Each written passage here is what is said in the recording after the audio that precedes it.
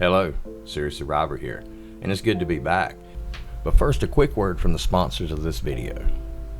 Do you know about shrinkflation? This is inflation by stealth, where you get less and less burger or candy bar for your dollar, but the Fed claims inflation's not a problem. Noble Gold solves this. You know that with the precious metal IRA, you can hedge growing prices and retire worry-free.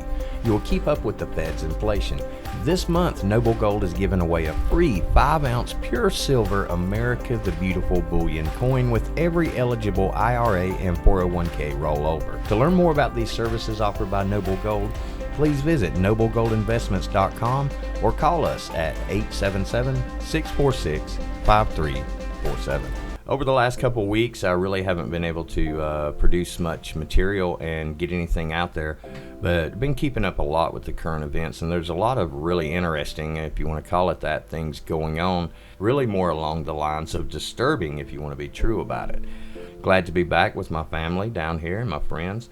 Over the last couple years, with everything that's been going on, it's made me personally realize just how much more important my family and my friends out there are to me than I realized before. In the past, maybe I've sort of took things for granted, and I think a lot of people do. We sort of take our family for granted. We know they're there. We always assume they're going to be there. But with the things we see going on in the world today, the division that we see going on, some families are even divided, it makes those people who are close to you that much more special, and it makes those relationships that much more important, at least on my part. Back down here, getting my rehab done on my knee, it's going pretty good and getting around okay, and hopefully before too long I'll actually be able to run and jump and do things like I used to. So looking forward to that a lot, and I want to thank everybody for the patience out there, since I haven't put out many videos lately, but going to be picking that up a lot here starting today, and going to be talking about a lot of different things. Today what I want to talk about is something called quantum dots. Louis E. Bruce, not really sure how to pronounce his last name, was the one that discovered the semiconductor nanocrystals known as quantum dots in a glass matrix. And while working at AT&T Bell Laboratories, he discovered these dots in colloidal solutions. Now, quantum dots are man-made nanoscale crystals that can transport electrons. Now, when we think about that, that's along the lines of an electrical conductor, because the electricity is the movement or flow of electrons. When UV light hits these semiconducting nanoparticles, they emit light of various colors, and this depends on the size of the nanoparticle and the intensity of the light that they're subjected to. These artificial semiconductor nanoparticles have found applications in composites such as solar cells and fluorescent biological labels, and that's very important, biological labels. Currently, quantum dots are used or have been used in the past for labeling live biological material in vitro in animals, and was specified for research purposes. They would be injected into the cells or attached to proteins in order to track, label, or identify specific biomolecules. I'm going to put some links in the description below to some interesting articles that go in depth on this nanotechnology, and links to the patents that actually have patented different variations of this technology.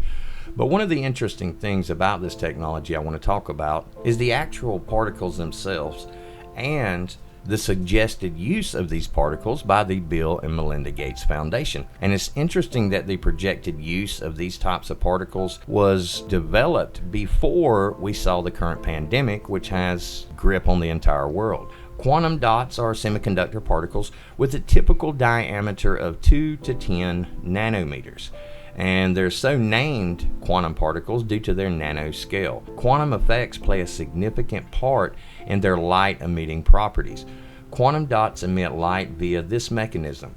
Under external stimulus, some of the electrons of the dot material absorb sufficient energy to escape their atomic orbit. This creates a conductance region in which the electrons can move through the material, effectively conducting electricity. As the electrons drop back into atomic orbit, energy is released in the form of light, the color of which depends on the amount of energy released. Because of the dot's small size, the amount of energy released is relatively consistent from electron to electron. So it's very consistent. And what this means is a certain frequency of light or a certain electrical current can be applied to these, yielding a specific or desired color that they would glow. Basically, they would emit that light, appearing to glow. The color is entirely dependent upon the size of the dot, with larger dots, example 5 to 6 nanometers, providing lower energy emissions like red and orange light, and smaller dots 2 to 3 nanometers provide higher energy emissions such as blue and violet light. This property is sometimes referred to as quantum confinement, and it indicates that constraints at the atomic level are predominant. Using quantum dots in medical applications. In January 2004, the Carnegie Mellon University researchers, collaborating with scientists from Quantum Dot Corporation, QDC, announced the quantum dots injected in animals would circulate in the blood for hours and continued emitting their distinctive colors of light for up to 8 months. So once energized, these particles would emit light for a very long period of time. Now, once they stopped circulating, the nanocrystals would then be collected in the liver, the spleen, lymph nodes, and bone marrow, suggesting that the particles were picked up by immune cells whose job it is to sweep up circulating debris. So quantum dots themselves began as a medical development a few decades ago, and since then their technology has done nothing but progress, has become more and more advanced. Now, the quantum dots themselves, when we look at this, could have applications for a lot of different things. But the applications in which they're being pushed towards by the Bill and Melinda Gates Foundation is actually quite disturbing when we look at a lot of the current trends. This next article is from MIT, and this is very interesting. So I'm going to read excerpts of it, but we'll have the link below. Storing medical information below the skin's surface. Specialized invisible dye delivered along with a vaccine could enable on-patient storage of vaccination history to save lives in regions where paper or digital records aren't available. And this article was written or published on December 18th of 2019. So if this article was published in December of 2019, right when the current pandemic started to basically take hold, then that means they didn't come up with this that day. This is something that's been in place for a very long time, and it makes you wonder. A key challenge for vaccination campaigns is that there is little infrastructure for storing medical records, so there's often no easy way to determine who needs a particular vaccine or booster shot. Now, this information once again came from 2019, and right now we're starting to hear about these booster shots and other things such as that. So it's tying together very well. MIT engineers have developed a way to store information about a patient's vaccine history under the skin using an invisible quantum dot dye that's delivered along with the vaccine by a microneedle patch. And you can see the illustrations of it here. MIT researchers have now developed a novel way to record a patient's vaccination history, storing the data in a pattern of dye invisible to the naked eye that is delivered under the skin at the same time as the vaccine. In areas where the paper vaccination cards are often lost or do not exist at all, and electronic databases are unheard of, this technology could enable the rapid and anonymous detection of patient vaccination history to ensure that every child is vaccinated. Let's break that statement down.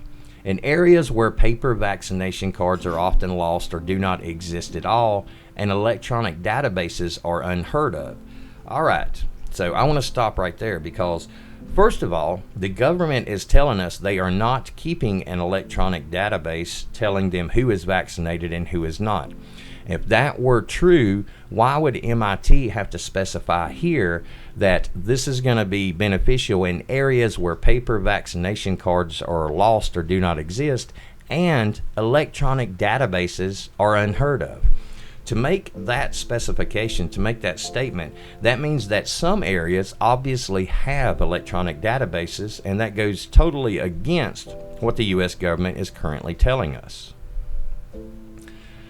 And another disturbing thing about this statement is the rapid and anonymous detection of patient vaccination. Anonymous detection basically means they're detecting whether you have been vaccinated or not without your knowledge. And the quantum dots are one of the ways that they're going to do this.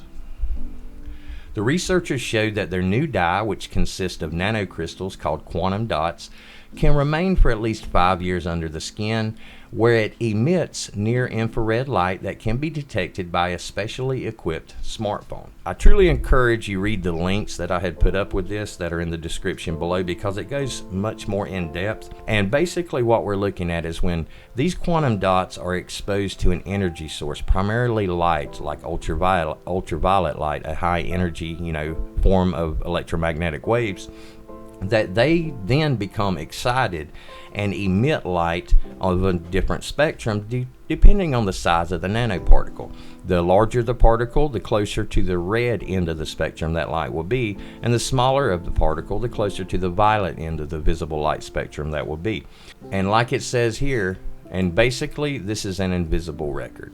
Now, when we talk about quantum dots and we talk about this type of technology, we know that a few years back the government actually passed the digital ID, which means that every U.S. citizen had to have a digital ID.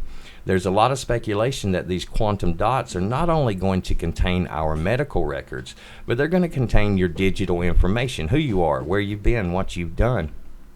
And through their own accord in these documents, it states that the use of these quantum dots also enables them to track, at the time, animals. They were actually tracking animals in their environment using nothing but this technology. So we're seeing a push for this. And when we see some things like some of the street lights that we've been seeing that are emitting an ultraviolet light at this point. So basically what we're looking at is the Bill and Melinda Gates Foundation, before the virus hit, had already developed plans that would basically inject quantum dots into various people, or into everyone if they have their way, and these dots would be detectable through the use of ultraviolet light, and would allow them to detect the quantum dots to verify that you have been vaccinated. And this is coming. I expect this to be something, if it's not already in place, if it's not already in a lot of the shots that people are getting, I expect this to be the second step of possibly the mark. I don't believe that the vax itself, because there's so much controversy and there's so much confusion around it, the vax itself probably doesn't include this. What I think is going to happen is that since there is so much controversy about whether or not to take that form of treatment, that they're going to incorporate this, because those that did basically line up for that treatment would definitely line up to get a small quantum dot invisible tattoo on their hand or wherever they decide to put it, that would verify that they are, I guess you would say, safe, or however you want to look at it. But this is pretty disturbing. These patents have been around for quite a while.